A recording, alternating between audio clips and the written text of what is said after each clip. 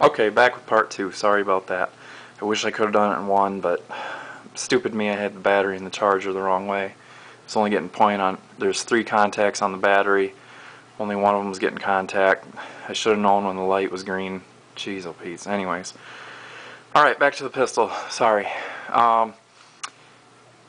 When I set it out for Cerakote, unfortunately, he put the front sight on backwards, which I don't really care because, I don't know, these sights are pretty hammered.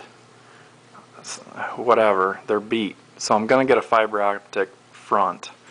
The back's kind of smashed looking too a little bit. Looks like there was some cold blue touch up on maybe a spot where a punch was hitting it or something. But I think I'll make do with the rears unless I get a really good deal on a set. What I might do is this part that's scalloped out is I might paint this inset part white with some white nail polish and then put a fiber optic up front. I might leave that black, I don't know, I'll have to see because I haven't shot this yet. With that being said, that I haven't shot this yet, there is a few things that I'll just cover. So bear in mind that I don't have a range report on it yet. So, okay. As I said before, this came with some things. When I got this, it came with 3 mags, and 2 of them are the bright finish, and 1 of them is blued. But they all have that logo on there, and the name is slipping me. I can't think of it right now. It starts with an M. It's not Checkmate. Anyways, I guess whatever they are, I looked them up and they got a pretty high review, so they should be a decent mag. Let's hope so anyways. The Parkerizing finish, I don't know what year this pistol is. Maybe somebody could tell me by looking at that number. I'm not sure exactly what year it is.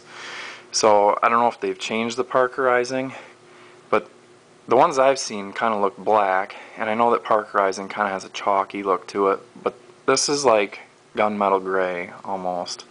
And I don't know if this was when I got this, it came with a Galco King Tuck, which I sold on eBay because you'd have to be out of your mind to make this a carry gun, in my opinion. I mean, this is like 2.5 pounds unloaded. So the time you throw 9mm rounds in there, that's a substantial amount of weight to be carrying like this on your hip. So to me, with so many polymer gun options out there that are proven reliable, why anybody chooses a 1911 to carry, kudos to you, man. You're a bigger man than I am, apparently. So, whatever. But anyhow, as I was saying, there's a scratch right here, and I don't know if that was caused by a holster.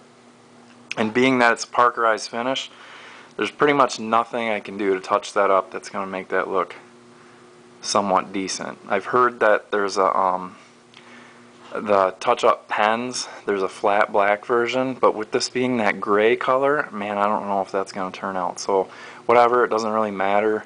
So I'm cool with it. I keep my guns clean and, you know, wiped down, so I shouldn't see rust as an issue on there.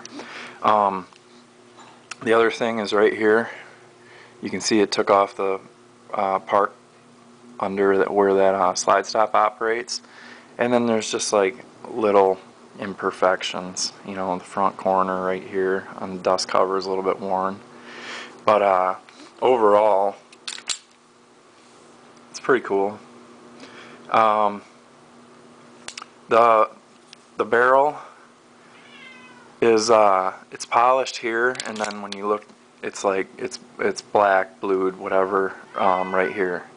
And one gripe that I have is these are a pain in the butt to field strip, because there's a hole in the guide rod, and you have to stick a paper clip in there because these don't have a barrel bushing on them. So they don't have like where you can just depress that and then spin the thing and, you know, the rest of the thing like a Tokarev or a regular 1911.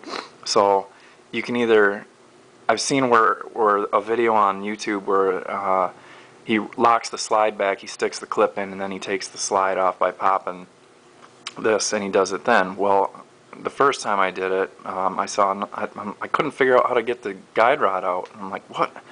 Why is this thing not sliding out, you know? There's no clearance for it to slide out. Then I did a YouTube search and I saw where what you have to do is stick that, you have to compress that spring so that that rod comes out, you stick the paper clip in and you push it and there's a bushing that slides out. It's just stupid. I don't know. They should have put a hinged guide rod in there or something. I mean, it's absolute pain in the rear end, but I guess, you know, if it comes time where you're going to clean it, you should be sitting at your bench anyway, and it's not that big of a deal. But if you think about how easy it is to take down the majority of pistols, that's kind of inexcusable in my book. So whatever, people can say what they will about it. Everything else on it, I mean, it seems pretty cool. I'm kind of excited to shoot it, as heavy as it is. I mean, not that 9mm recoils very much, but it should feel like a plinker when with this much weight handling that little amount of recoil. So I'm looking forward to it. I'm gonna set this down and show you what I did here. So everybody complains the factory grips on these are garbage, and believe me, they're nothing to write home about.